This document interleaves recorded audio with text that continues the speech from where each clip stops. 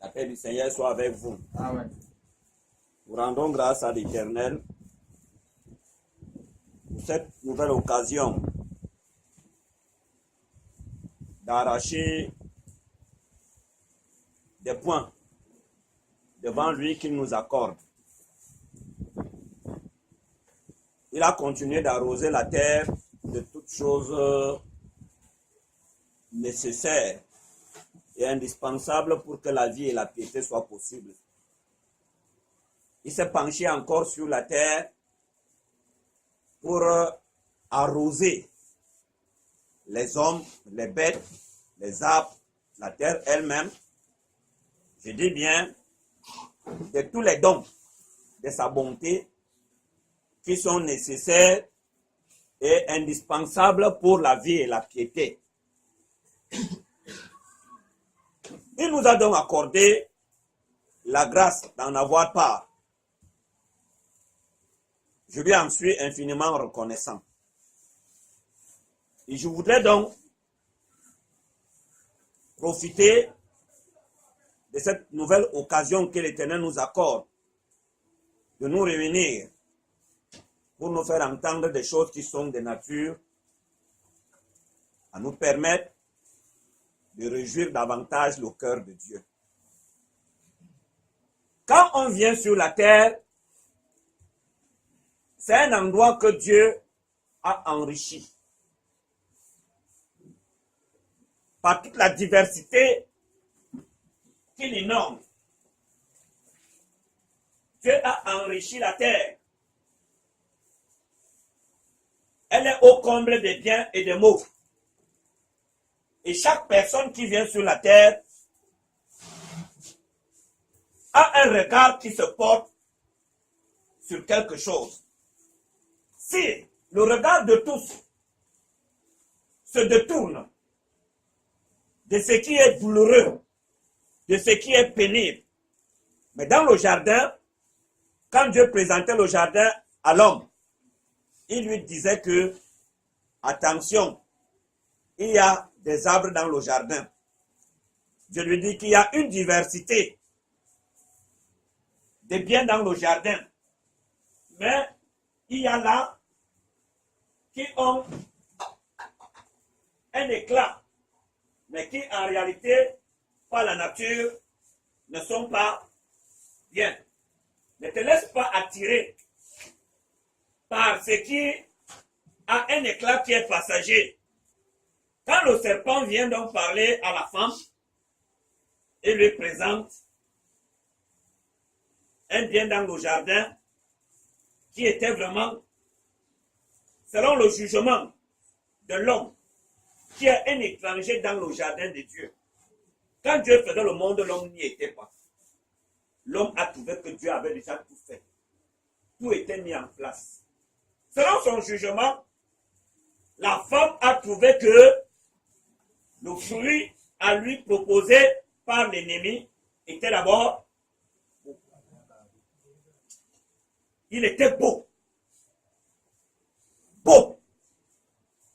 Ce qui est beau, ou une chose qui est belle, attire. C'est pour cela que vous allez voir que il y a des êtres qui passent le temps à travailler leur corps pour attirer. Je pense particulièrement à la femme qui passe le temps à travailler son extérieur pour être une marque qui attire, qui séduit. Alors c'était un fruit très beau qui par son éclat retenait l'attention. Et quand elle en a mangé, la langue n'a pas témoigné le contraire de ce que les yeux ont vu. Les organes des sens se sont accordés pour dire que c'est bon. Nous sommes d'accord de ce que le serpent a déclaré. Mais il y a au-dessus des organes de sens. Il y a au-dessus des sens. C'est le Créateur. Celui qui connaît la nature de toutes choses. celui qui est le commencement et la fin de tout. Celui qui nous dit, suivez mon instruction. Ne laissez pas votre regard vous diriger. Vous ne savez rien. Vous avez des organes de sens que je vous ai donnés. Les organes de sens ne sont pas synonymes de savoir. Le savoir vient de moi. Alors voici ce que je dis. Suivez mon instruction. Ne suivez pas vos yeux. Les yeux peuvent trouver beau. Vous savez, le poison n'est toujours pas amer. J'ai pris l'habitude de le dire. Le poison n'est pas forcément noir. Il n'est pas amer. Le poison peut être sucré, mais étant poison. Et une fois dans les organes, dans votre organisme, il se révèle donc, c'est là où sa véritable nature se découvre. Et là, c'est trop tard. Les organes de sens apprécient selon l'apparence. Mais Dieu est la vérité. Le témoignage de Dieu, c'est la vérité parce que c'est lui le Créateur. Je voudrais donc attirer notre attention, nous qui vivons dans le jardin, qu'il y a des biens qui ne retiennent pas notre attention, mais qui ont une valeur véritable. Des biens qui ont des racines dans l'espace et dans le temps. Ce matin, j'ai choisi de nous parler du bon témoignage. Il y a beaucoup de perles sous les cieux, mais il y en a qui ne brillent pas. Et parce qu'ils ne brillent pas, ils n'attirent pas le regard. Ils ne retiennent pas l'attention. Ils n'agitent pas les cœurs des hommes. C'est-à-dire, on ne voit pas les hommes se bousculer comme on se bouscule dans les banques les fins du mois. Quand les salariés se bousculent pour aller toucher. Il y a des biens qui sont plus précieux que ce salaire parfois qu'on peut toucher alors qu'il y a dépensé. Il y a des biens précieux. Je dis qu'ils ne retiennent pas l'attention de l'homme. Il y a donc, parmi ces biens, j'ai cité ce matin le bon témoignage. Quelqu'un va me dire que le bon témoignage, c'est quoi? À quoi ça sert? Je parle du bon témoignage et son importance. Prenons le livre d'Hébreux.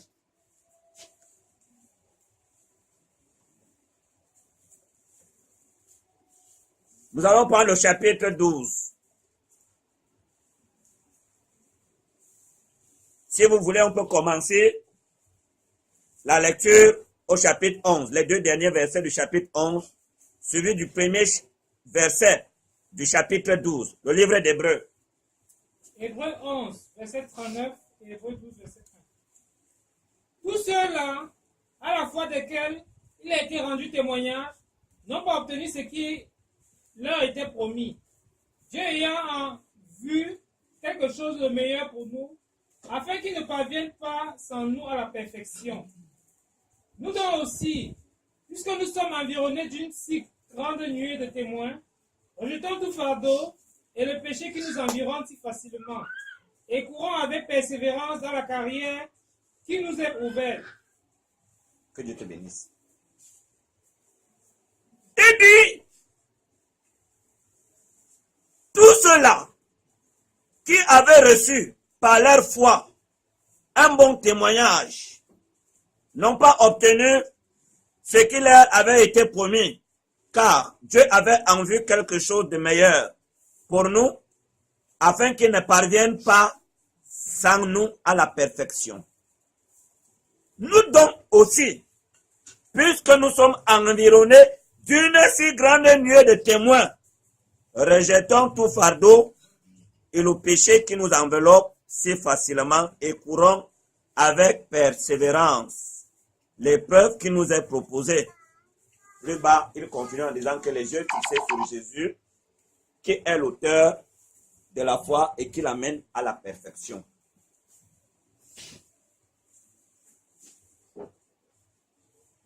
Il nous parle du bon témoignage. Qu'est-ce qu'on sait de toi? Qu'est-ce qu'on dit de toi?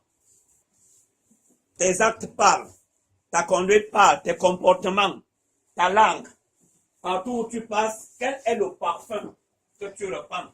À ton passage, quelle est l'attitude des personnes qui te voient, qui t'entendent? Qu'est-ce qu'ils disaient de toi? On nous a parlé d'une nuée de témoins. C'est par là que je vais d'abord commencer et sur cela que je vais insister. On parle du bon témoignage. Tout le monde a un témoignage. On rend témoignage de chacun. Aujourd'hui, nous vivons un spectacle qui est malheureux. C'est que quand une personne décède, les gens se lèvent pour faire des témoignages. Je n'ai jamais entendu un homme se lever et dire que la personne qui est décédée là, vraiment, voici ce qu'elle faisait. On s'arrange toujours à dire du bien de la personne dont la disparition est constatée. Jamais on ne dit tout. Cependant, les personnes qui viennent parler sont les derniers des témoins. Il y a plus important que ce que nous connaissons et devant qui nous tremblons quand on parle des témoins. Des gens qui sont censés rendre témoignage de notre foi, dire quelque chose. Donc, ce qu'ils connaissent de nous, comment ils nous voient, ce qu'ils nous voient faire, ce qu'ils nous entendent dire. L'être humain, je veux dire l'homme, né de la femme, est le dernier des témoins. C'est un témoin qu'on corrompt facilement à cause de ce qu'il est très limité. Son jugement est très faible. Il a peu d'importance. Et durant toute la vie de l'homme, il cherche à plaire aux yeux de son semblable. C'est ainsi qu'il s'efforce de fabriquer des images. Essentiellement pour corrompre le jugement de son environnement. Il fabrique les images. Parce que celui qui est en face de lui n'a véritablement pas les yeux et les oreilles pour voir, pour entendre. Mais il y a des témoins qui voient au-delà. Le premier, que je qualifierais de l'unique témoin. Donc le véritable. Tous les autres sont les témoins. Mais le véritable, c'est Dieu. Le premier témoin, le dernier, l'unique qui restera, c'est Dieu. Je vais citer les autres. Je ne peux pas citer tous les autres. Je vais citer quelques témoins ce matin. Dieu est le premier témoin. Parce que il est le seul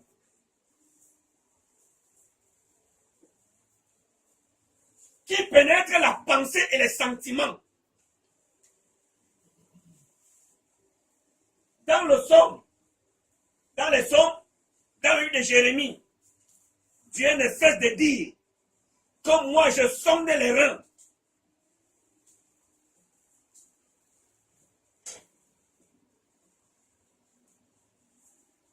Et les cœurs. C'est-à-dire, je pénètre de loin les pensées et les sentiments. C'est ce que veut dire sonder les cœurs et les reins. Dieu ne se contente pas de ce qui apparaît.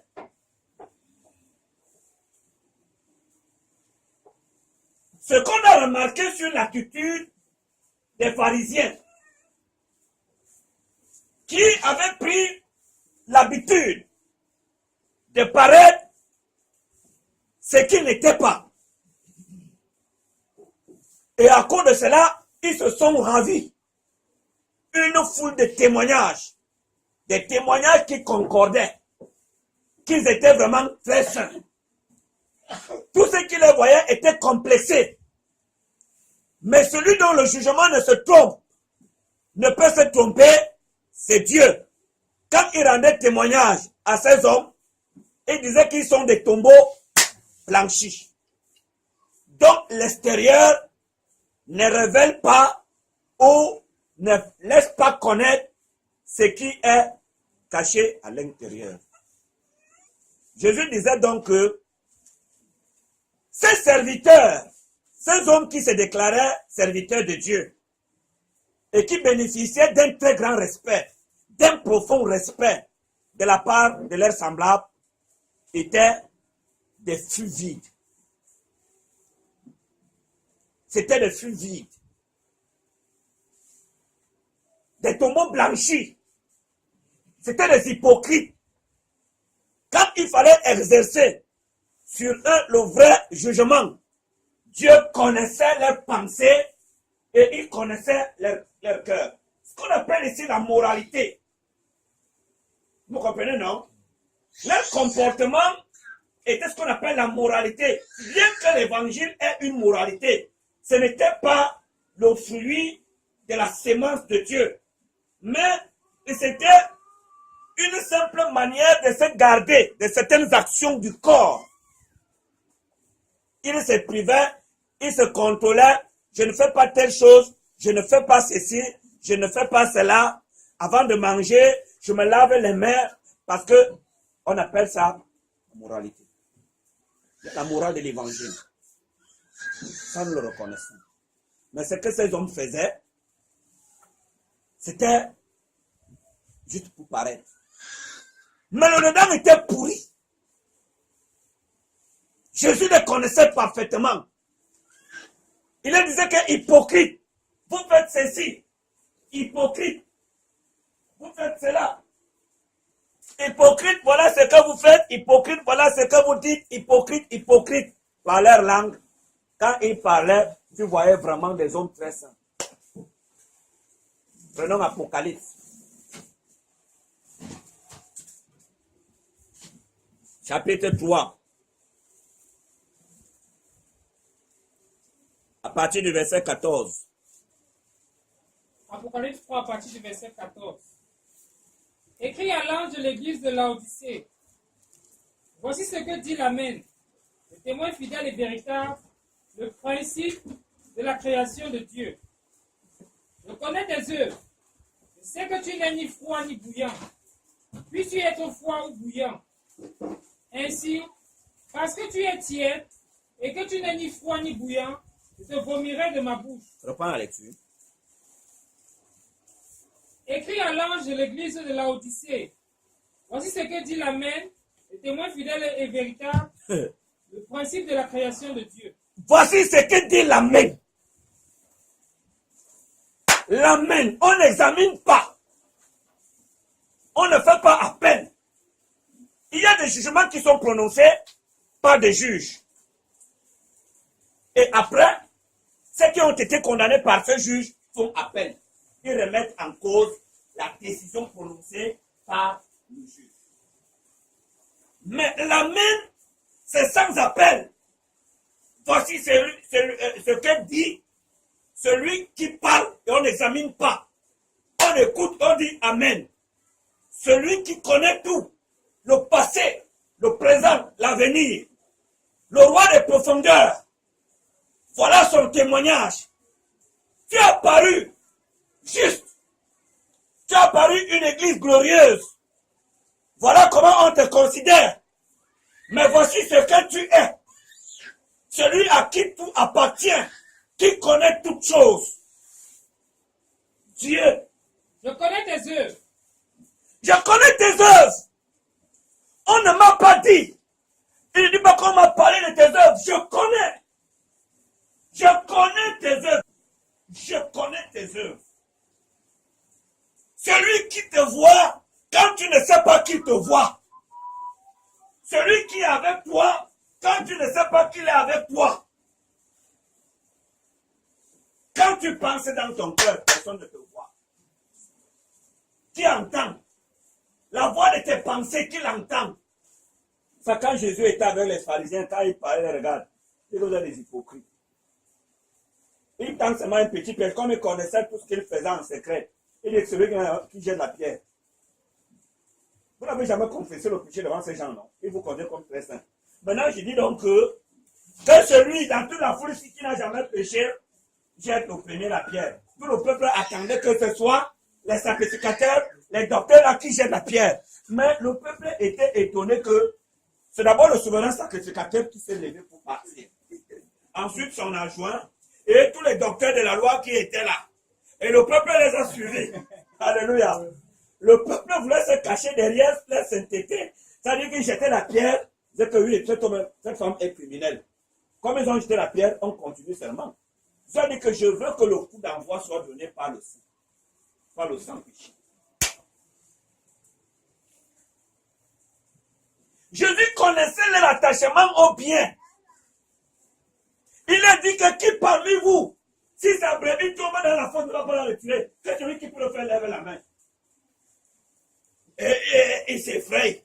Ces gens qui aimaient leur possession plus que tout. Mais qui viennent devant les gens paraître des super fous. Jésus dit donc à une église.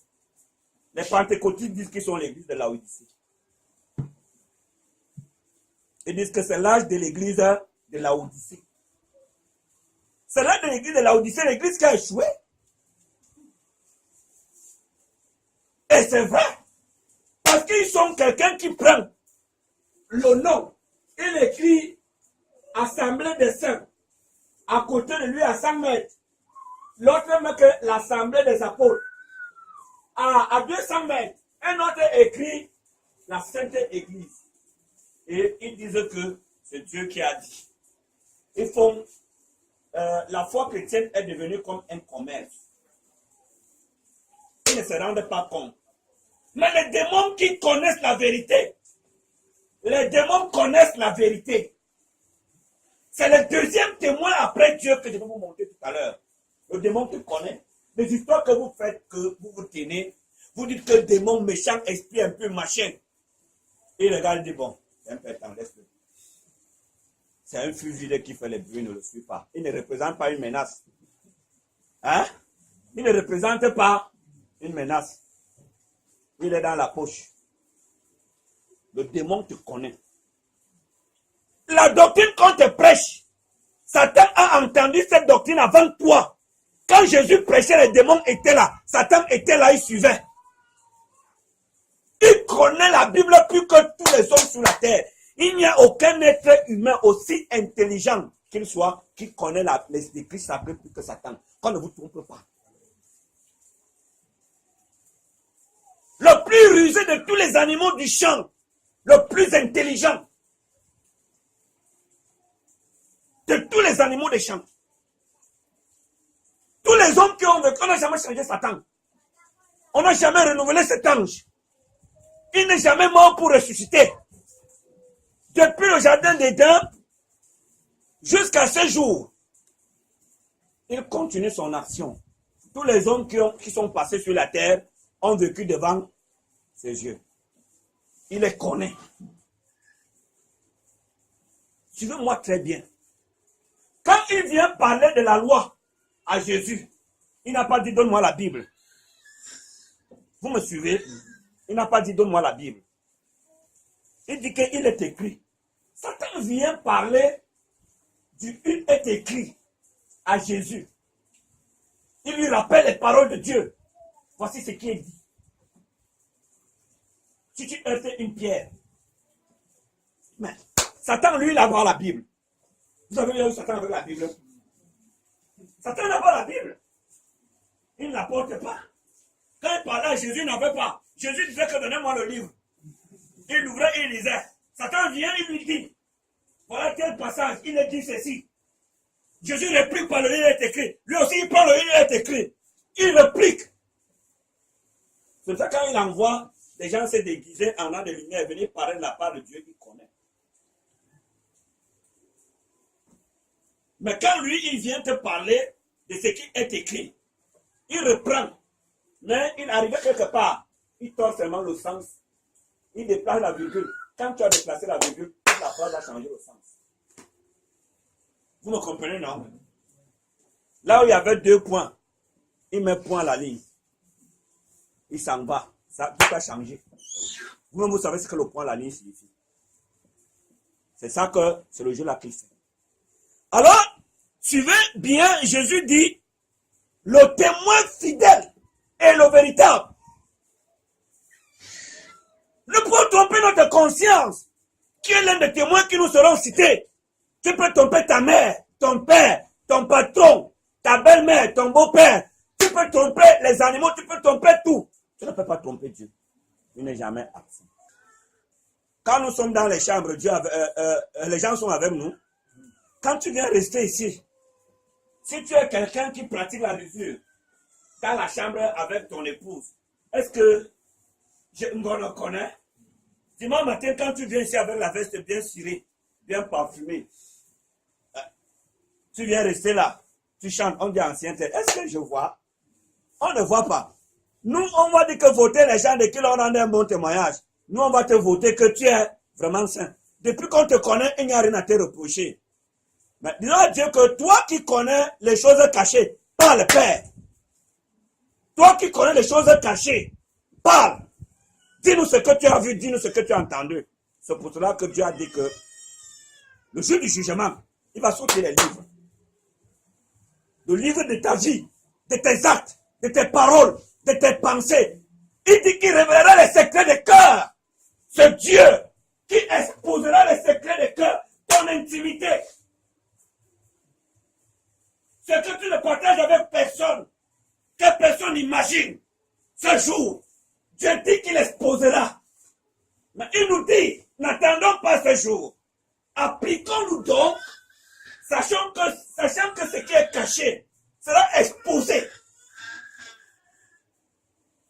Cherchons ce qui est bien. De peur que ce ne soit notre honte qui apparaisse ce jour-là. Après avoir vécu dans l'assurance, dans les éloges, dans les acclamations, après avoir reçu cela, que Dieu dise que moi je ne te connais pas. C'est vrai, devant les hommes, tu étais une sainte sœur, un saint frère. Tu étais fidèle. Tu as reçu toutes les couronnes dans votre assemblée. On t'a donné tous les noms qui suscitent le respect. On est allé jusqu'à acheter une chaise spéciale pour toi. Parce que tout le monde était convaincu que là où tu es là, la place que tu mérites, c'est d'être à la droite de Dieu. Mais moi qui ai donné ma loi aux hommes, qui fait le suivi, voici mon témoignage. Voici ce que tu fais. Suivez la lecture. Je connais tes œuvres. Je connais tes œuvres. Moi, je connais tes œuvres. Et je connais ce que les œuvres que doit manifester celui qui a reçu ma sémence. Quelqu'un dit que Dieu nous a redonné les arts de l'esprit. Les œuvres de l'esprit. Moi, je connais tes œuvres. Elles sont étrangères. Ce ne sont pas les œuvres de mon esprit. Je connais tes œuvres. Si les hommes se trompent dans l'appréciation, moi je ne me trompe pas parce que je suis l'auteur de la foi. Continue. Je sais que tu n'es ni froid ni bouillant. Oui. Puisses-tu être froid ou bouillant? Ainsi, parce que tu es tiède et que tu n'es ni froid ni bouillant, je te vomirai de ma bouche. Parce que tu dis, je suis riche. Je suis riche. Je me suis enrichi. Je me suis enrichi. Et je n'ai besoin de rien. Je n'ai besoin de rien. Et parce que tu ne sais pas que tu es malheureux. Il dit que tu ne sais pas. Tu ne sais pas que tu es malheureux. Il y a des gens qui corrompent leur conscience. Ils l'ont tué. Au point qu'ils ne se rendent plus compte de rien. Ils ne se rendent plus compte de rien. Ils sont emportés. Ils ont remplacé la loi de Dieu par des préceptes d'hommes. Ils se livrent à la violation flagrante de la loi de Dieu. Moi, je prends le commerce qu'on fait aujourd'hui, sous prétexte que l'État a exigé que chaque association reçoive une autorisation pour fonctionner. les hommes dépourvus de l'Esprit de Dieu se sont livrés au commerce. Maintenant, on ouvre les maisons de prière comme des bars. Les gens s'asseyent, ils font un bureau, il y a des membres et tout. On conçoit un dossier, on va déposer à la préfecture et on commence à attendre que la présidence de la République octroie une autorisation pour que cette association fonctionne. On fait le commerce. Qu'est-ce que la loi de Dieu prévoit? L'Écriture nous démontre que partout où la bonne nouvelle a été prêchée et reçue, ceux qui se sont rassemblés ont porté le nom de la ville. C'est-à-dire que le peuple de Dieu qui était dans cette ville a porté le nom de la ville. C'est pour ça qu'on vous dit que Éphésiens, l'église qui est à Éphèse. Et nous sommes l'église de Dieu au Cameroun.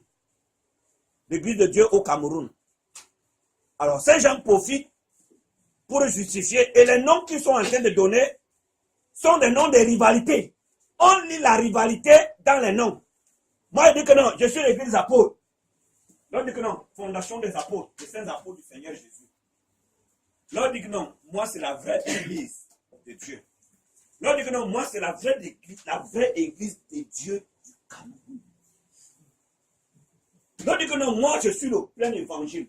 Le fou. Donc, l'évangile qui ne manque de rien.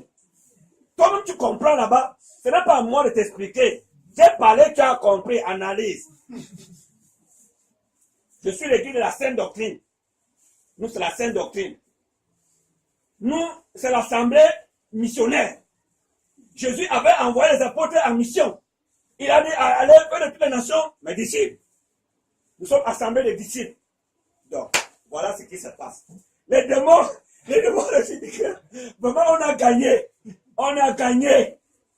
On a réussi le coup. Qu'est-ce que l'église est devenue? Ils ne se rendent compte de rien. Ils n'ont pas honte. Comment mon frère prie à côté là? Il a une assemblée, moi je suis ici. Et nous disons que nous sommes les enfants d'un même père. Les enfants d'un même père. Tu arrives, tu veux que celui-ci a son bidon d'eau. Ils sont dans la même maison. Toi l'étranger, tu meurs de soif. Tu as ton bidon d'eau dans ta chambre, sous ton lit. Chacun écrit le nom sur sa bouteille. Mais c'est ça que l'église est devenue. L'église de Dieu. Jésus disait qu'une nation qui est divisée, un royaume qui est divisé contre lui-même, ne peut pas subsister. Cette parabole, on la lit, on ne comprend rien. Voilà une assemblée ici, non? Nous voici. La cité de la paix a plus de 15 assemblées, 15 maisons de prière, que l'Éternel des armées pour tout le peuple. Et chacun dit que le Saint-Esprit est présent. Oh, ce jour qu'on attend. Chacun dit que le Saint-Esprit. Le pasteur se lève le matin et dit que le Saint-Esprit m'a dit.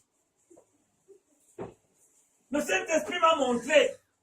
Chacun dit que c'est l'Esprit de Dieu qui est au centre. Chacun dit que c'est l'Esprit de Dieu qui lui a dit, donne tel nom. Je dormais, j'ai vu tel. Et l'Esprit de Dieu m'a dit que c'est le nom que tu dois donner. Mais dans l'Apocalypse, on nous a dit que la bête qui monte de la mer, hein, avec les noms de blasphèmes. Et ce sont ces noms de blasphèmes qui sont là. Et ils ne reconnaissent pas qu'ils sont l'accomplissement de cette prophétie. La bête qui monte de la mer, avec les noms de blasphèmes. On doit avoir une seule maison de prière à la cité de la paix. Mais Dieu a dit qu'on laisse que l'ivraie et le blé croissent ensemble. Pas dans la maison, mais dans le monde. Ici, nous ne pouvons pas tolérer qu'il y ait deux doctrines. Ce n'est pas possible. Mais dans le monde, c'est une chose. On ne peut pas tolérer que les gens fassent la folie ici. Ce n'est pas tolérable. Il dit, je t'écris ces choses afin que tu saches comment il faut se conduire dans l'église du Dieu vivant. Hein? Dans la maison de Dieu, qui est l'église, la colonne et l'appui de la vérité. Tu ne vas pas venir me dire que moi je suis l'ivraie, toi tu es le blé. Jésus a dit qu'on croise ensemble. C'est faux. Pas ici. Il y a des sanctions à prendre à ton endroit. Mais pour ce qui concerne le monde ou la cité de la paix, nous n'avons pas de pouvoir d'interdire à qui que ce soit de faire ce qui nous semble bon. Mais celui qui nous commande de rechercher le bon témoignage est vivant. Il viendra rendre son témoignage. L'apôtre Paul disait qu'il faut que ces choses se multiplient. Afin que soient reconnus ceux qui sont de Dieu. Il faut que ces choses se multiplient. Elle dit que je suis riche. Tu les tout viens trouver dimanche, quand il prophétise. L'autre tu dis qu'il est prophète. Lui il est prophète. Les gens pensent seulement le voir pour qu'il prophétise. Il vient ici à l'IST. Il organise pendant un mois. Le soir, il vient seulement, toute la soirée c'est la prophétie. Toi tu vas voyager. Toi on l'appelle prophète. Quel prophète était où tu vas voyager?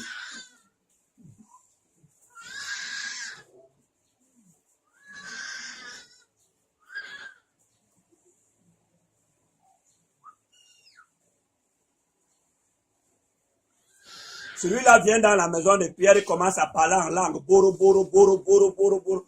Tu veux dire que non. Tu dois te taire.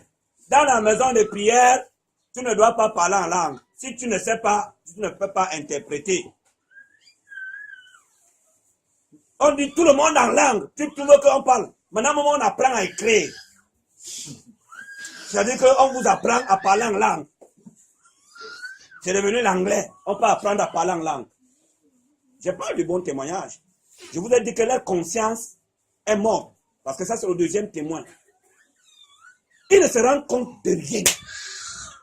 C'est comme s'ils avaient une Bible à part. Que tu lis, tu ne comprends pas. C'est comme quelqu'un qui, tous les jours, se livre à la querelle. Il lit que ce qui sort de ta bouche doit seulement communiquer la grâce. De ta bouche doivent sortir très peu de paroles. Mais tous les jours les querelles, toi et ton mari, tous les jours les querelles, toi et tes enfants, tous les jours les querelles avec la voisine. Cette parole que tu lis, d'abord Dieu dit que tu dois parler très peu. Vous me suivez? Dieu dit que tu dois parler très peu. Et que quand une parole sort, qu'elle sort pour arroser, pour répandre un parfum, de bonne odeur, pas le parfum de la musarène qui nous fait ramasser les cailloux. Moi, quand la musarène passe, je commence à chercher la chaussure qui est à côté de moi pour la suivre. Parce qu'elle laisse une odeur.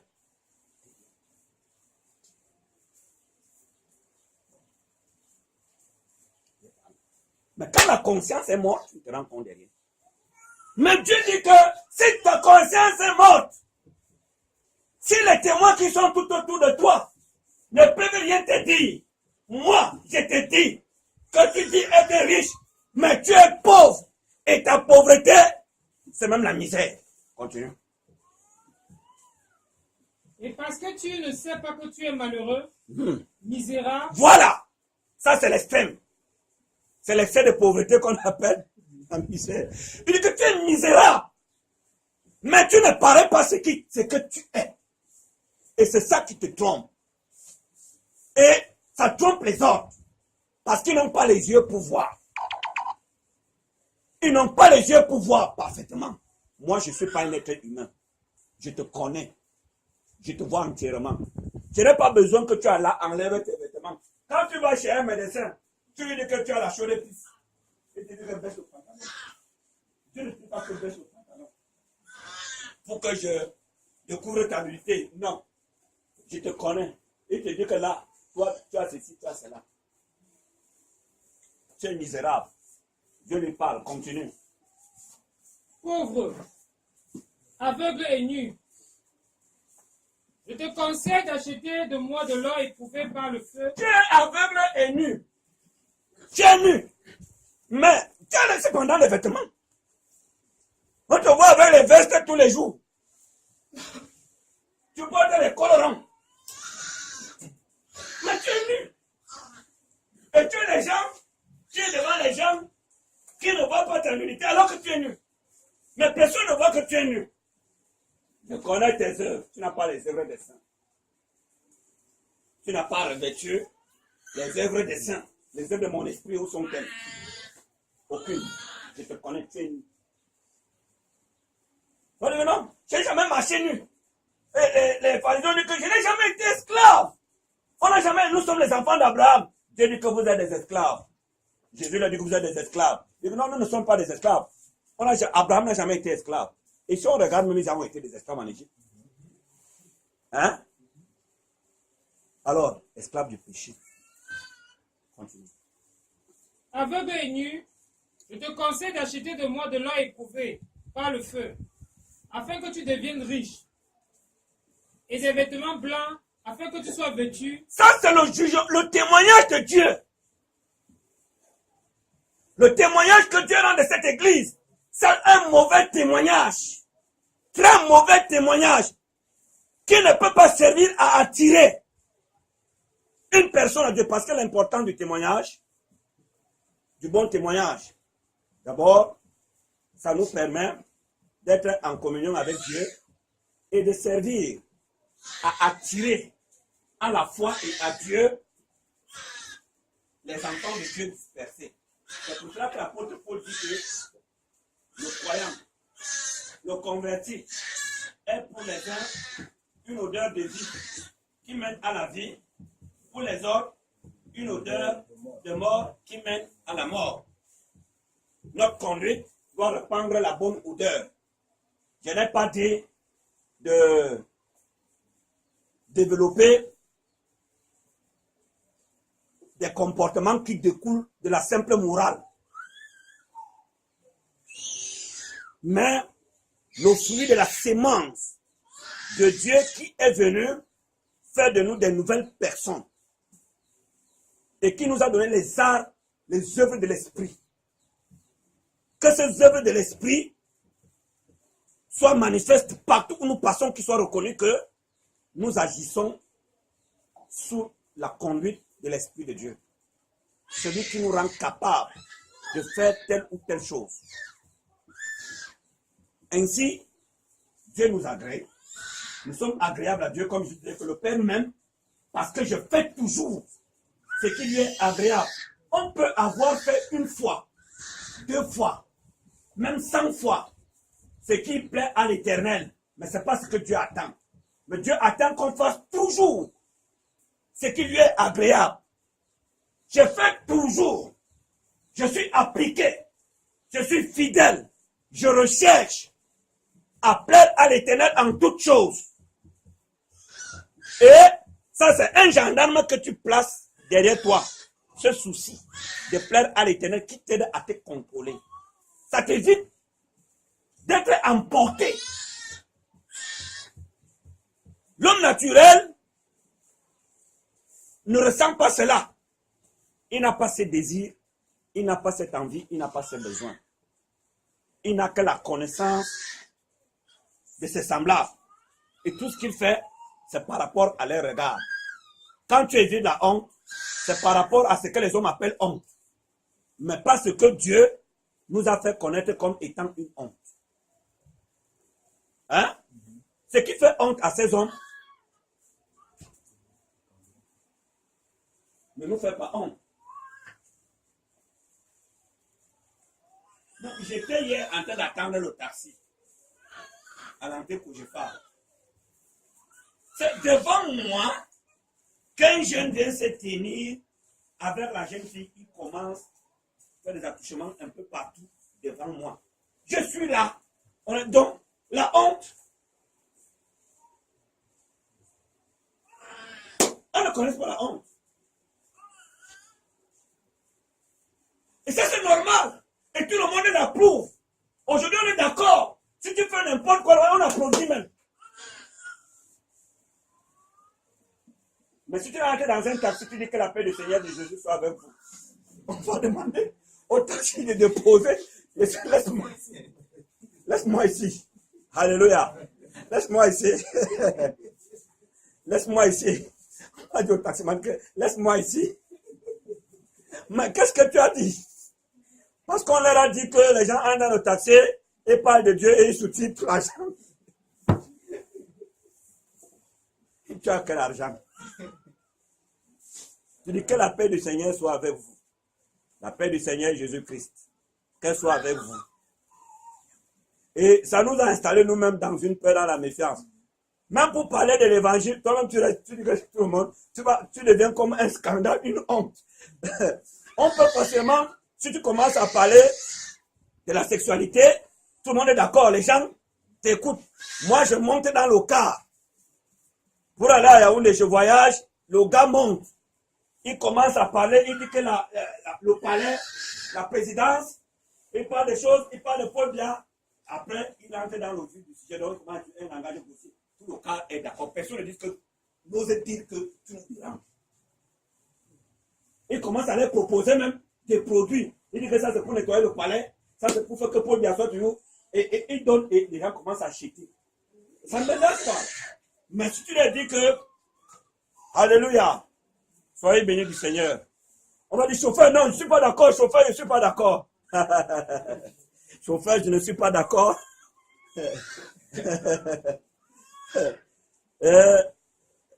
Alors ces gens n'ont pas honte de ce qui fait honte. Il était nu, mais il ne savait pas qu'il est nu. Oui. Aveugle et nu, je te conseille d'acheter de moi de l'or éprouvé par le feu.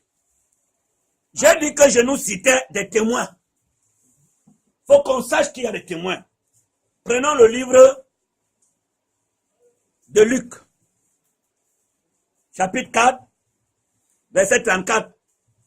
Je vais revenir sur le premier témoin que j'ai cité, qui est Dieu. Je cite d'autres témoins que nous faisons semblant d'ignorer. Les démons que nous chassons tous les jours sont des grands témoins qui ont été postés à côté de nous. Quand Dieu dit que les nations sauront, ce n'est pas les États-Unis. Il y a des nations qui ne sont pas identifiées par nous, mais qui sont des nations. Et les véritables nations, la véritable nation devant laquelle Dieu va rendre témoignage de nous que nous lui appartenons, c'est les puissants des ténèbres. Dieu dit que nous n'avons pas affaire avec le sang et la chair, mais contre les puissances des ténèbres. Contre les puissants des ténèbres. Le démon te connaît. Le démon te connaît. Et ils ne parlent pas. On les accuse à tort et à travers. Tu mens, tu accuses le démon. Tu vois, tu accuses le démon. Ils ne parlent jamais.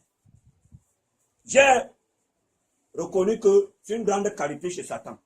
Lui ne se défend jamais. Contre les accusations qui sont portées contre lui. C'est lui, ce n'est pas lui, il ne dit jamais mot. Vous n'allez jamais trouver Satan quelque part à terre et dire que ce n'est pas moi. Il y a des gens, tout ce qu'on lui attribue là, même quand il ne connaît rien. Quand quelqu'un, tu as pris l'habitude de voler dans un village, le jour qu'on vole la chèvre, on vient arrêter, on vient casser la porte de ton moment qu'on veut t'arrêter. Même si ce n'est pas toi qui as volé, puisqu'on sait que tu as l'habitude de voler. Alors on sait que Satan, c'est le père du mal. Même quand ce n'est pas lui, tu vas dans la marmite, tu sutures un morceau de viande. Après, tu dis que Satan est rapide, il t'a fait, ce n'est pas Satan. Dieu dit que chacun doit accuser son propre cœur. Si tu n'ouvres pas la porte, Satan n'entre pas. Alors, suivez la lecture. Luc 4 à partir du verset 34. Ah, qu'y a-t-il entre nous et toi, Jésus de Nazareth? Tu es venu pour nous perdre. Je sais qui tu es, le Saint de Dieu. Alors le démon, si vous voulez, vous pouvez prendre plus haut, prendre 2 versets plus haut. On était frappé de sa doctrine, car il parlait avec autorité. Il se trouva dans la synagogue un homme qui avait un esprit de démon impur et qui s'écria d'une voix forte. Ah, qu'y a-t-il entre nous et toi, Jésus de Nazareth? On dit un esprit impur. L'esprit a les yeux. Est-ce qu'il voyait? Il ne voyait pas parce qu'il est dans le corps. Il ne voit pas Jésus. S'il faut parler selon les hommes, puisque vous-même, vous ne ressentez pas la présence de ces esprits-là tout autour de vous. Quand vous faites des choses, vous posez des actes, vous ne savez pas que Satan est là, il voit. Quand Moïse, Dieu lui a dit que va parler au rocher, Satan était là, très présent, le gars écoute. Va parler au rocher.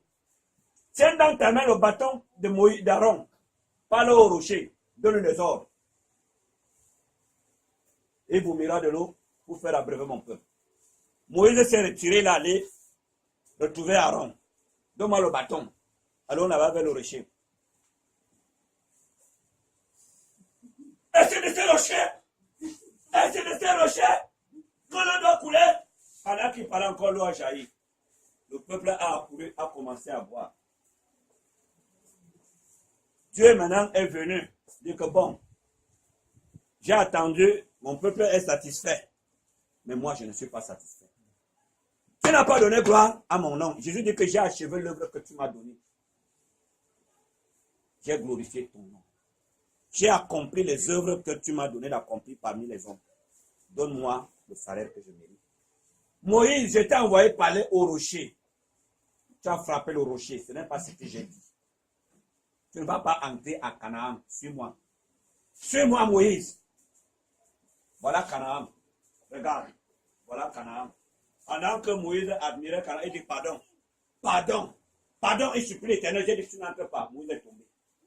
Sur la montagne, il est tombé, il n'est plus redescendu. Satan nous venait dire que merci. C'est ça que j'attendais.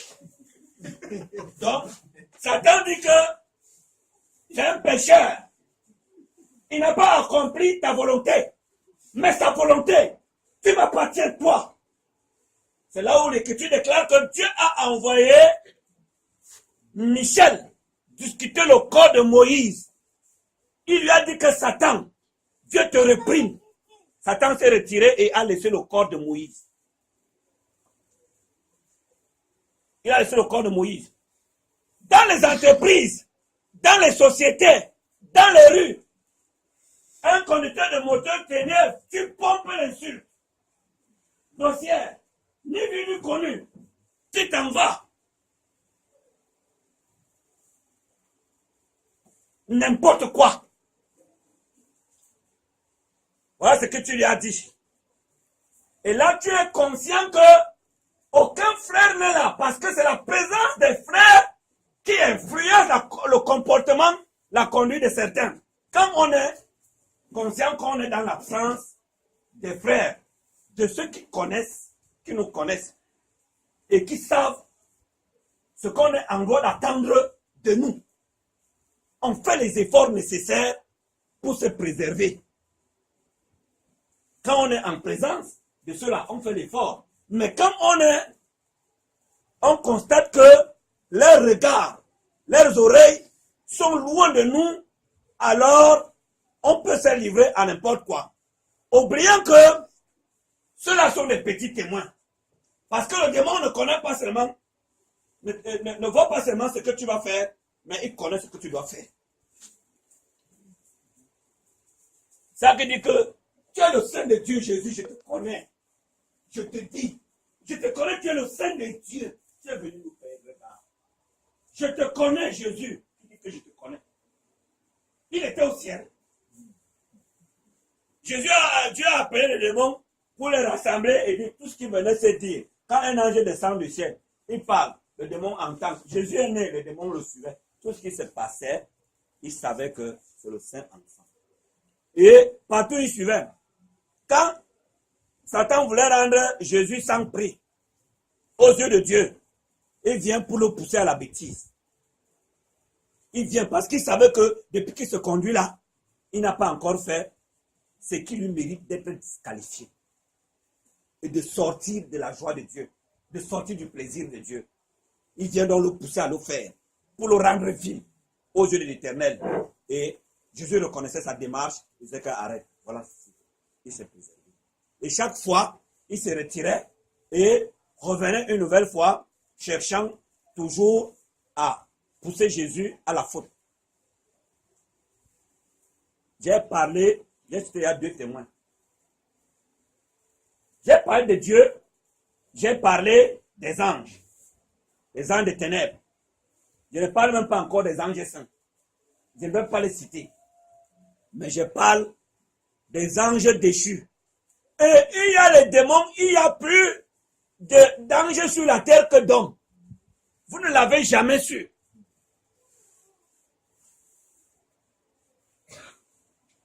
Rien que ces insectes que vous voyez, Dieu nous a donné un exemple. Nous voyons les animaux. Ce n'est pas nous qui avons fait les animaux. Même la nature témoigne. On nous a parlé d'une foule de témoins. La nature est là. C'est un témoin contre nous. Elle peut témoigner soit pour nous, soit contre nous. Dieu donc veut parler. Dieu est en contestation avec un prophète qui veut aller maudire son peuple. Sous la demande d'une personne qui a été saisie par une grande frayeur, après avoir entendu l'écho qui suivait les Juifs dans le désert. C'était une nation très puissante. Il dit, comment je veux faire? Et pas voir un magicien pour maudire Israël, pour jeter un sort, pour faire que les enfants d'Israël soient impuissants. Le genre que tu veux faire, ce que tu as appris à faire, ton corps est comme lié, tu es écrasé, c'est comme si on a même vidé ta tête. Tu as l'arme comme ça, tu veux déclencher, tu ne sais même plus par où on appuie la gâchette. Il est parti de maudire Israël. Et c'est que ce que tu décides, si tu décides que tu anéantis leur intelligence, ils vont devenir des insensés. Ce que tu vas décider, ça va arriver. Dieu dit à ce magicien que ne fais pas ce que l'homme là te demande de faire. Ces gens sont mes serviteurs. L'homme là s'est levé pour s'entêter et partir. Dieu ne part pas, il dit qu'il part. Dieu a envoyé Michel, le chef de l'armée céleste. Il dit que le type ne veut pas oublier à ma voix. Va arrêter sa démarche. Michel est venu avec l'épée. L'homme était monté sur une bête, sur un animal, sur l'âne. Pendant qu'il avançait, Dieu a ouvert les yeux de cet animal pour qu'il voie ce que l'homme ne voyait pas. Vous le voyez?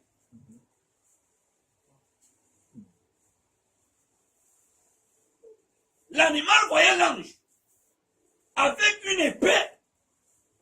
Quand le monsieur tapait l'âne pour avancer, l'âne va avancer.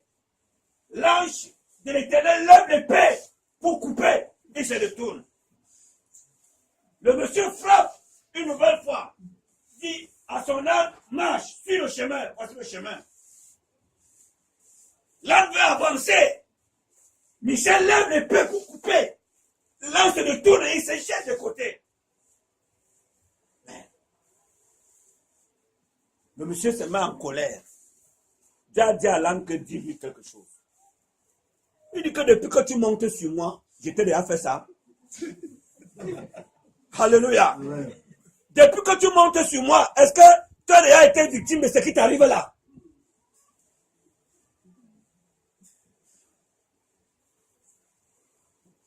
Et regarde.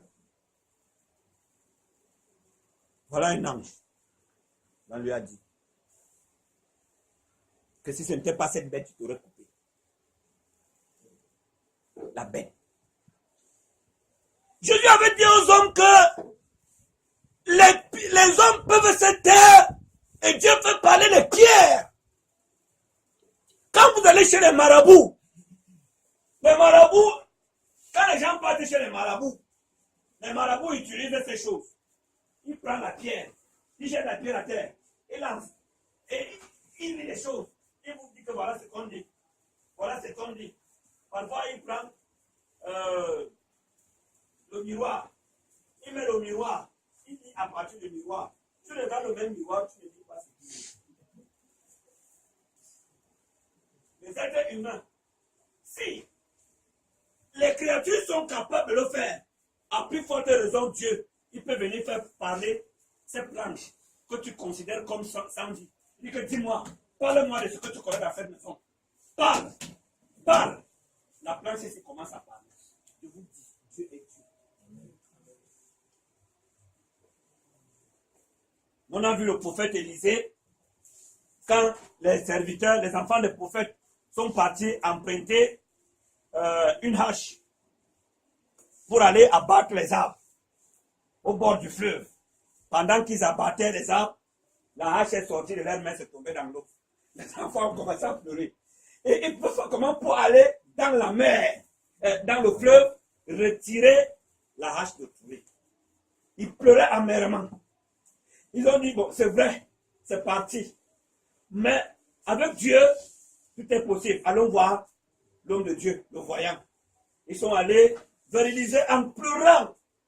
Élisée, ému de compassion, les a suivis, dit, allez me montrer l'endroit. Il est venu. Élisée a pris le morceau de bois. Il a jeté, le morceau de bois est parti rester dans l'eau et le fer est remonté. Le bois ne reste pas sous l'eau. C'est l'auteur de toutes les sciences. Dieu, l'auteur de toutes les sciences. Et la révélation des mystères est une science propre à l'Éternel. C'est lui qui a donné à quelques-uns la capacité de connaître les choses cachées. Le chien voit ce que tu ne vois pas. Si nous sommes ici la nuit, si les sorciers viennent pour attaquer, les chiens voient. S'il prend la forme d'un totem, le chien voit. Tu vas voir le chien qui va arrêter quelque chose. Ah, vous le connaissez. Il y a des choses que je vous dis que vous n'avez pas expérimentées. Je suis allé aux obsèques de ma grand-mère maternelle avec mon père. Mais c'était une nuit terrible. Pendant qu'on était, on a enterré dans la journée. Pendant qu'on était là, autour de 20h, 21h dans la cour, en train de veiller, il y avait peut-être 3 chiens. C'est que les chiens là voulaient arrêter. Tout le monde était dépassé. Mais moi j'étais assis, je savais. Et comme le père était avec moi, pour dominer la peur, il a dit que mon fils est très fort. Que même si on envoie le poison dans l'air, elle n'est pas arrêtée. Mais je savais que ces chiens sont en train de voir des choses terribles. Le chien se fâche, le chien a poids, le chien va arrêter. Il va arrêter. Mais il n'y avait rien. C'était 3 chiens. Ils ne s'affrontaient pas, mais ils voient ce que tu ne vois pas.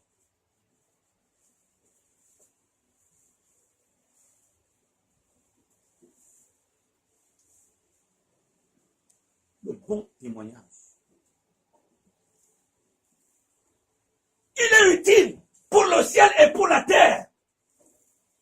L'Écriture déclare que celui qui reçoit l'instruction acquiert l'art de se conduire. Il reçoit la grâce de Dieu et celle des hommes. Dans une entreprise, si tu travailles et que tu t'appliques à rechercher le bon témoignage, tu seras forcément un bon travailleur. Tu auras les faveurs des hommes et de Dieu. La discipline qui est exigée, qui est imposée dans l'entreprise, tu l'observes. Paul dit qu'il était irréprochable partout. Il était irréprochable. Un bon témoignage. Mais quand un groupe de personnes se réunit là pour calomnier le chef, tu viens, tu dis des choses. Et c'est comme ça que certains tombent dans des pièges. Tu ne sais pas qui est qui dans le groupe là. Il y a un qui se déguise en ennemi, mais qui est un espion. Tu vas ouvrir la bouche, tu parles. On part. Tout de suite, c'est parti.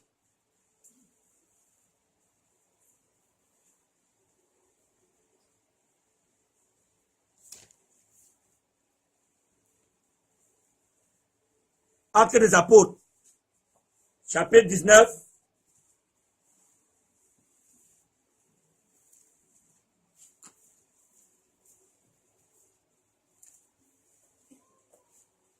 Lisez à partir du verset 13. Acte 19 à partir du verset 13. Quelques exorcistes juifs ambulants essayèrent d'invoquer sur ceux qui avaient des esprits malins le nom du Seigneur Jésus en disant: je vous conjure par Jésus que Paul prêche. Ceux qui faisaient cela étaient 7 fils de Sépha, juifs, l'un des principaux sacrificateurs. L'esprit malin leur répondit: je connais Jésus et je sais qui est Paul. Mais vous, qui êtes-vous? Et l'homme dans lequel était l'esprit malin s'élança. Ce qui m'intéresse, c'est que l'esprit qu'on veut chasser leur rend son témoignage sur Paul et Jésus. Hein? Je connais Jésus. Je sais qui est Paul. Qu'est-ce que le démon dit de toi? Quel est le témoignage?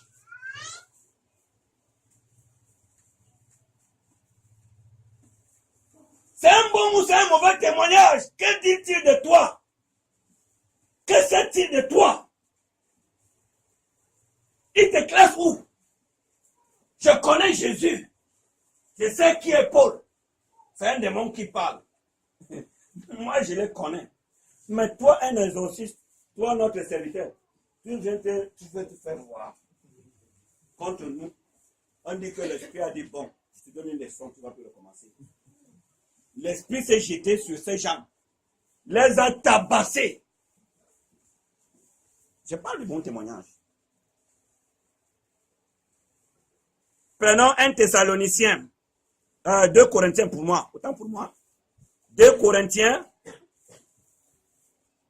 Chapitre 1. Nous lisons le verset 12. La conscience. Notre conscience. 2 Corinthiens 1, verset 12. Car ce qui fait notre gloire, c'est ce témoignage de notre conscience. Le témoignage de notre conscience. Continue. Que nous nous sommes conduits dans le monde, et surtout à votre égard, avec sainteté et pureté devant Dieu. Avec sainteté et pureté devant Dieu. Le témoignage de notre conscience. Il y a les enfants qui sont venus en vacances chez moi. Je ne mange jamais sans mes 2 garçons. Même si c'est comment. Quand je ne suis pas encore venu, ils m'attendent au mange. À la fois, j'ai arrivé les 2 enfants qui sont venus en vacances pour éviter une attitude qui peut créer la frustration. Nous avons dit aux 2 garçons qui ont l'habitude de manger avec moi que jusqu'à ce que, c'est la seule qui le leur a dit, jusqu'à ce que les 2 étrangers repartent, vous ne partez plus manger avec papa. Pour établir une règle d'égalité. Qui ne paraissent pas que ils sont tous des petits enfants. Ce ne sont pas des grands. Ils ont presque le même âge. Alors,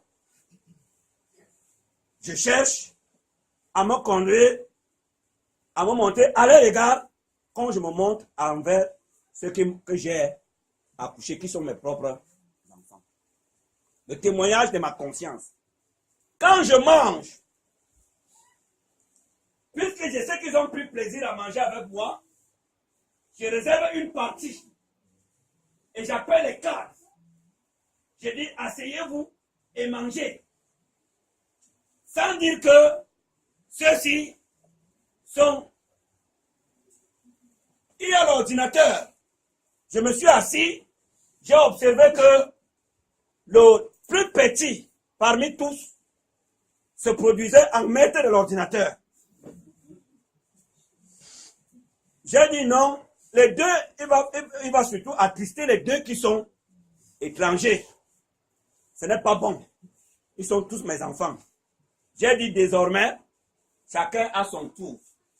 Donc, chaque jour correspond à une personne. C'est toi qui es maître de l'ordinateur. C'est toi qui choisis ce que vous allez regarder.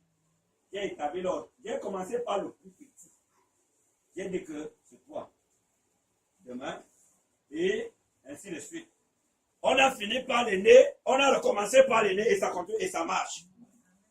Le témoignage de notre conscience. Mais tu vis avec les étrangers chez toi. Quel est le témoignage de ces étrangers qui sont chez toi?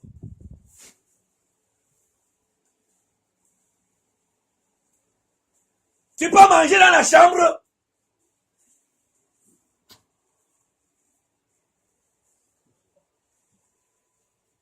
Ou tu sors avec ta femme, vous partez manger en roue. Et tu leur dis que c'est mauvais ici. Je parle le témoin de ta conscience. Parce que tu vas venir afficher une image. Mais il y a ce que ta conscience fait. Tu ne peux pas tromper ta conscience. Mais tu peux la tuer. Mais si elle est encore vivante, tu ne peux pas la tromper. Hein? Même quand tu vas vouloir l'étouffer, tu ne vas pas réussir. Le témoin de ta conscience. Et l'apôtre Paul a dit que le témoin de notre conscience. Et quand l'apôtre Paul parlait, il dit, ce n'est pas seulement notre conscience. Vous-même, vous êtes témoin. Dans notre conscience et la vôtre s'accordent. Que notre conduite a honoré l'évangile au milieu de vous et dans le monde. Le témoin de notre conscience, le témoin de Dieu, le témoin des saints, dans les enfants de Dieu, le témoin des démons, s'accorde que nous nous sommes conduits d'une manière digne de l'instruction qui nous a été adressée. C'est-à-dire que tu ouvres les ténèbres, tu fais jaillir la lumière. Le témoin de la lumière et le témoin des ténèbres s'accordent. Tout dit la même chose. Le témoin dit que voici ce que moi j'ai vu. Quand il était chez moi, voilà ce qu'il faisait. Voici ce que la lumière dit. Voici ce que j'ai vu. Je n'ai rien contre lui. Mais il y a des gens que la lumière dit que rien à dire. Passe. Les ténèbres, dès qu'on prononce le nom. Mais parlez. Raconte. Ténèbres, raconte. On va se marier. Ça dit que les ténèbres dansent devant toi que tu ne passes pas. Alléluia. Tu ne passes pas. Tu vas aller, je dis que non. Bon, on a déjà compris, c'est quelqu'un qui n'aime pas parler. On a compris. À un autre, il arrive, lumière parle. Lumière dit non, je n'ai rien à dire. C'est-à-dire que c'est quelqu'un qui, au vu des hommes, il s'est appliqué à être en accord avec la règle, avec la loi. Mais quand il se retrouve là où il sait que ce n'est que des aveugles, dans les ténèbres, hein, symbolise l'aveuglement. Et il s'est livré. Maintenant, on dit donc aux aveugles que dites ce que vous avez vu. Il laisse, il dit que non. Quand il lève les mains comme ça, c'est que je n'ai rien à dire. Mais quand tu vois les bras le long du corps, il danse, il fait comme ça, tu dis que non, tu ne dois pas passer. Je te connais. Toi, je te connais.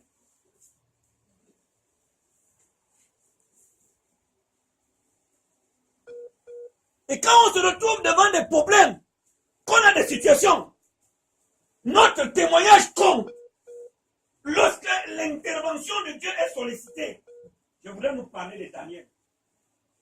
Quand on a accusé Daniel qui priait 3 fois, il ne respectait pas le Nebuchadnezzar, qu'il adressait la prière à un autre qu'au nom du roi. Maintenant, le dossier arrive devant Dieu. Il faut que Dieu tranche, que Dieu dise ce qui est. On veut condamner Daniel.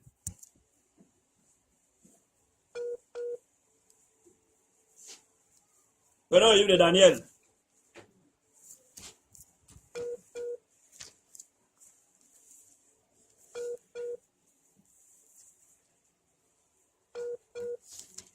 Chapitre 6.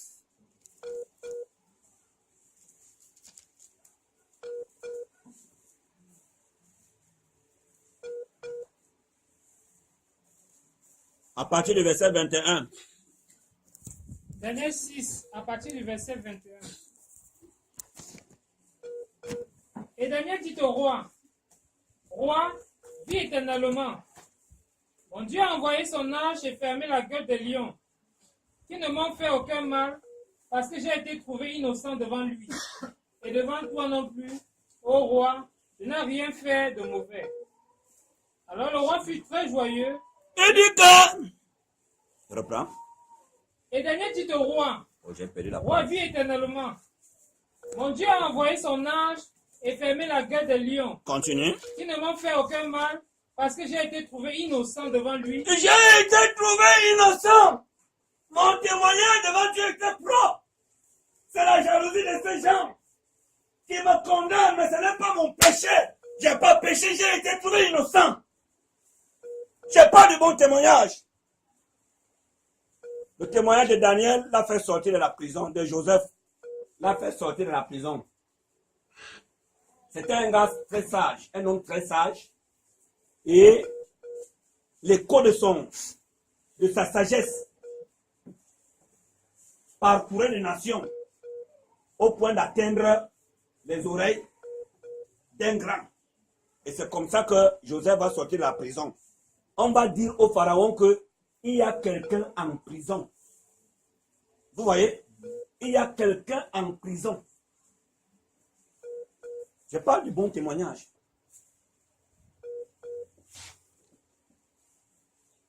Tu vas avoir des belles voitures.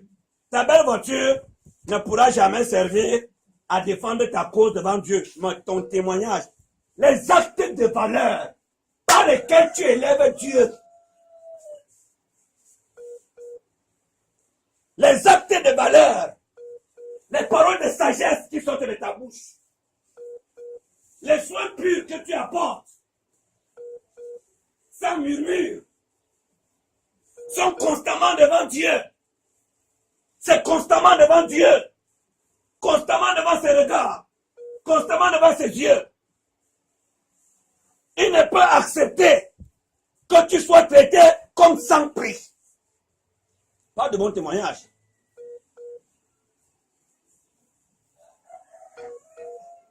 Quand tu es avec ton mari, quelles sont les paroles que tu avances? Si on mettait, comme les appareils qui sont là aujourd'hui, qu'on vient miner la chambre, on met un appareil, on met un amplificateur ici quelque part, on met les baffles, voilà, on envoie peut-être la radio et la télé la plus écoutée. Ou alors on met sur Facebook. Sur Facebook, parce que là-bas c'est très rapide. Comme j'ai parlé là, c'est là aux États-Unis, au Japon, partout. Pour entendre ce que tu avances, ou alors ce que le mari avance. C'est grave. Mais, au salon, bon, comme il y a un étranger au salon, ils sont là des saints, des saintes, au salon.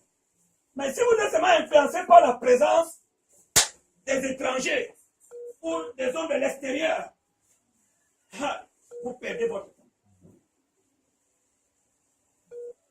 Vous perdez votre temps.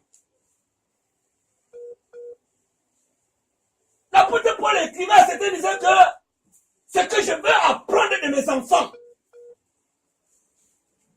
ce que vous faites, ce que je vous ai commandé, non seulement quand je suis présent, mais même quand je suis absent, que j'entende dire que vous demeurez ferme. On satisfait le vide. Le type là, les fourmis que le type là, les magouillas qui restent sur les fenêtres de ta maison, c'est toi qui prends le caillou ou le balai pour les tuer. Qu'est-ce que le magouillat là représente? Quelle menace pour toi? Il vient chercher les insectes qui suivent la lumière. Il n'est pas un être menaçant. Tu le tues, il t'a fait quoi? Dieu dit que ces êtres parlent. Méchant, méchant. Mais moi, la souris, Dieu est d'accord avec moi que la souris est méchante et je la travaille. Donc, j'empoisonne la sardine avant de les tuer. Si c'est un péché, Dieu me le pardonnera parce que elle me détruit les choses. Tu ne peux pas dormir, elle vient te ronger les documents qui sont ici.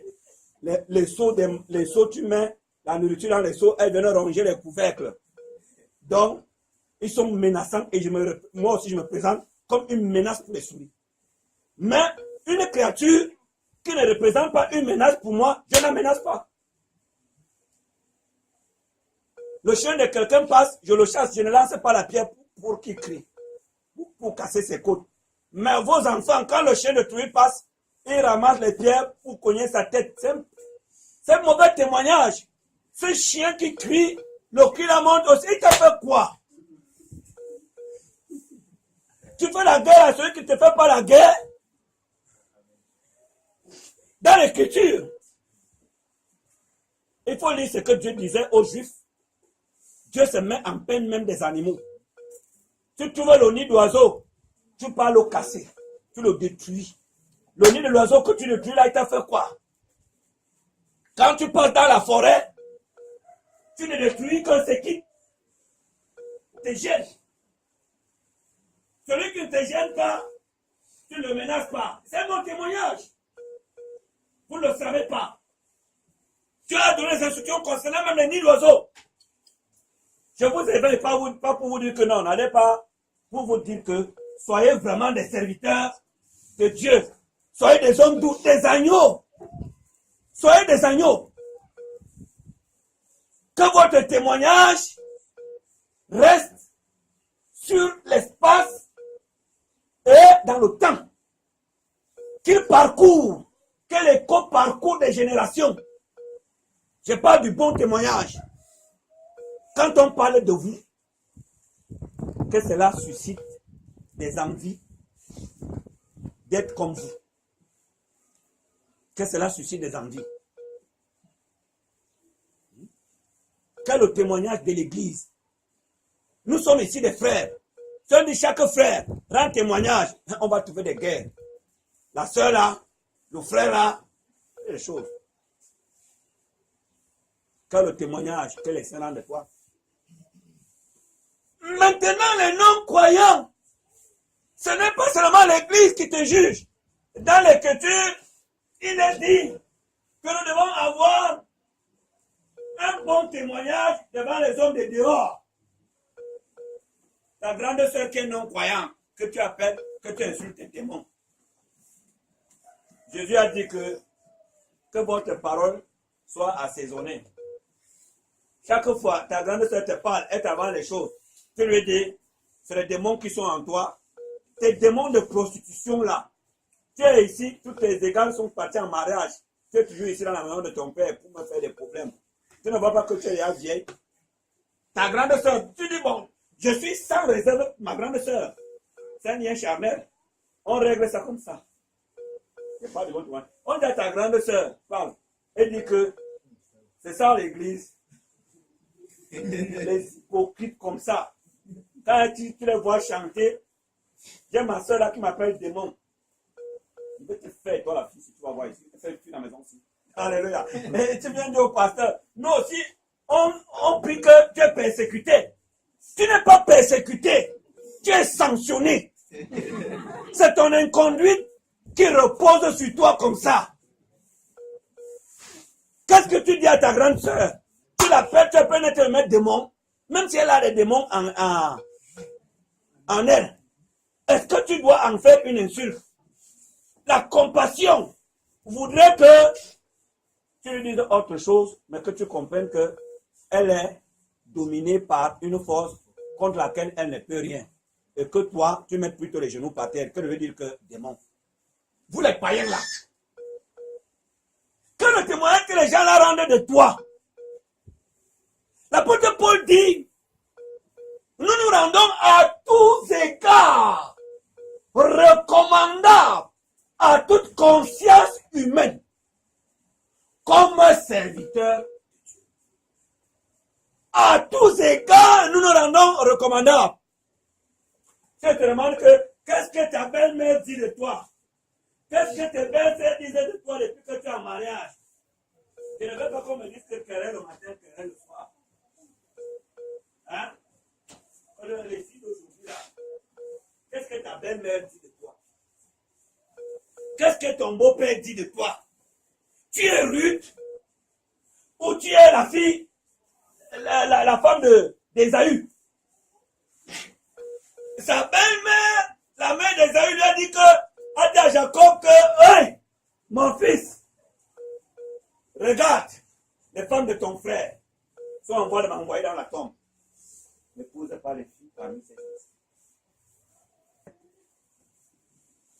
Je parle de ceux du dehors. Je suppose qu'ils sont des non-croyants. Hein, tu m'entends?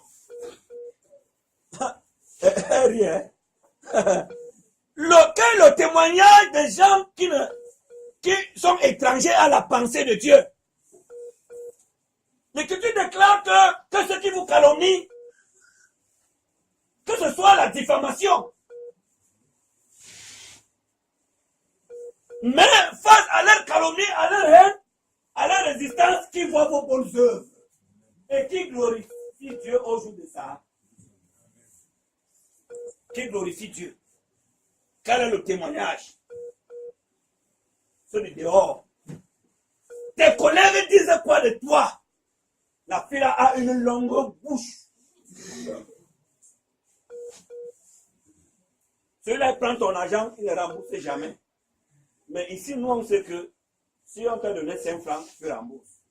Au lieu de service, on dit que tu ne connais pas le gars là. Toutes les femmes qui sont là-bas dehors, ils ont mangé la nuit, ils ne payent pas. Hein? Quel est le témoignage qu'on rend? Demande parce que nous voilà, et ça suit qui? Ça ne suit personne. On ne lit pas que voilà ce que tu as fait hier. Non, ça ne se lit pas. Mais c'est là. Et c'est le plus important, ce témoignage.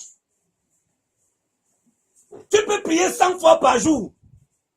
Mais si tu as un mauvais témoignage qui te suit, tes prières sont sans effet. C'est comme un verre d'eau versé dans la poussière. Ou un grain de sel qu'on jette dans la mer. Ça ne représente rien. Ta prière n'a pas d'efficacité. Quand vous entendez Dieu dire que Daniel est un homme bien-aimé. Quel était le témoignage de Daniel? Sa vie de prière était précédée de la vie de dépouillement. Il se dépouillait, il se séparait du mal. Il se rendait recommandable. Mais toi, quel est le témoignage de dehors? Qu'est-ce qu'on dit dans la famille? Son argent, ce n'est que pour s'habiller. Même si ton enfant, on le fait sortir, et dit que non, lui, son argent, ce n'est que pour les enfants de Dieu. Est-ce que Dieu a dit que quand nous travaillons, notre argent doit seulement aider les enfants de Dieu? Quel est le témoignage qu'on rend de la gestion de ton salaire? C'est très important. Qu'est-ce qu'on dit de ton salaire? Tu touches ton salaire, c'est pour toi, ta femme et tes enfants. Ce n'est jamais beaucoup. Les autres ont beaucoup. Quelqu'un a dit que si on ne peut pas être fidèle avec un franc, même quand on aura 100 francs, on ne pourra pas être fidèle. Quel est le témoignage? Il n'y a pas du bon témoignage. En toute chose, il dit qu'à tous égards, quand on te donne la nourriture pour partager toi seul en Christ,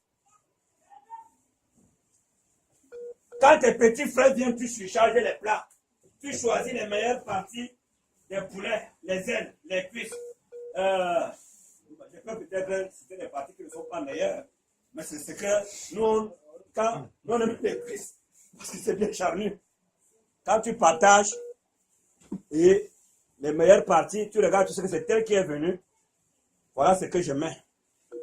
Ce qui est vil, cet enfant qui est venu comme son père même n'a rien. Tu prends le morceau qui a les os partout, tu mets dans son plat. Dieu te voit. Dieu te voit.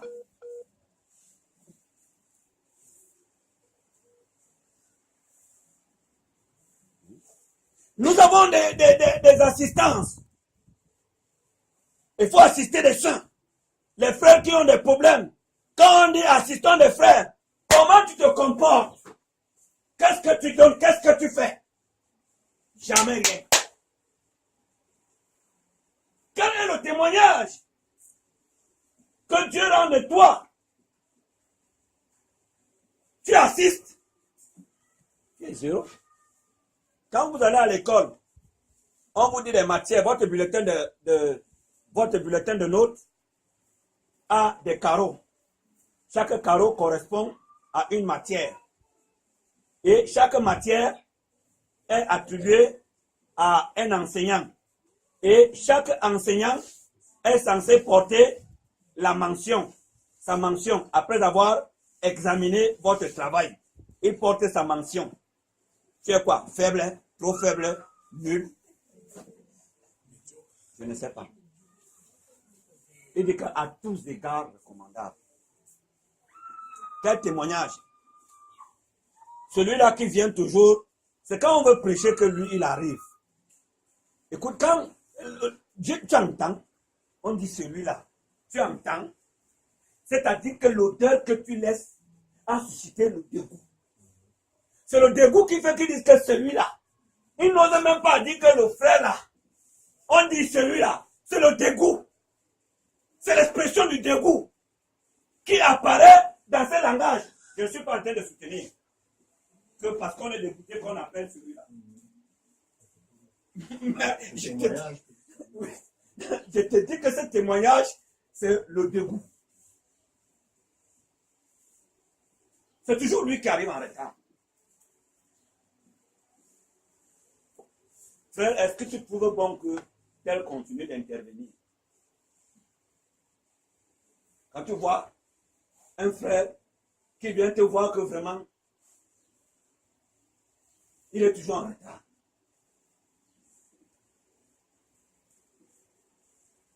Est-ce que tu trouves bon qu'il continue d'intervenir? C'est quel témoignage qu'on rend de toi?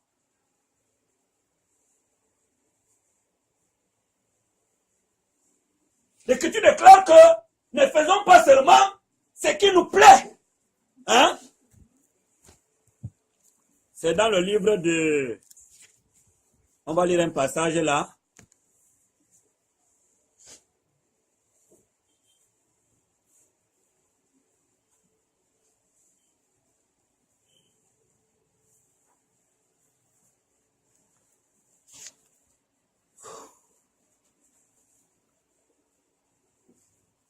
Dit que nous recherchons ce qui est bien, c'est dans le livre de Romains, je pense, ce qui est bien, non seulement aux yeux des hommes, aux yeux du Seigneur, mais aussi aux yeux des hommes.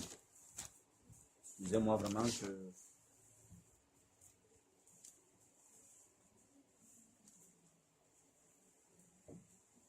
je vais nous le faire lire certainement plus tard pour nous permettre d'avancer.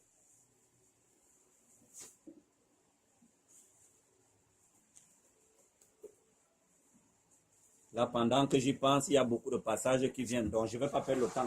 Mais vous retenez qu'il a dit, recherchons ce qui est bien, non seulement aux yeux du Seigneur, mais aussi aux yeux des hommes.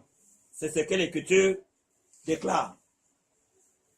Donc, que chacun de vous plaise au prochain en vue de l'édification. Ne cherchez pas seulement ce qui vous plaît. Pensez aussi à ceux qui sont tout autour de vous. Nous avons besoin d'amener les hommes à la foi et à Dieu. Et notre témoignage est le seul. Il est le seul. C'est nous qui devons susciter le goût en cela pour qu'ils viennent à Dieu, qu'ils reçoivent la foi, qu'ils s'ouvrent à la foi chrétienne qui est prêchée. Je rends grâce à l'Éternel qui nous permet de nous rappeler de cette bonne parole, cette bonne doctrine de ces saints apôtres et qui nous a rendus capables de l'accepter et de l'aimer. Et c'est par elle que nous serons parfaitement rendus à l'image, nous serons parfaitement transformés à l'image de Christ et rendus dignes du royaume qui nous a été préparé. Que la paix du Seigneur soit avec vous.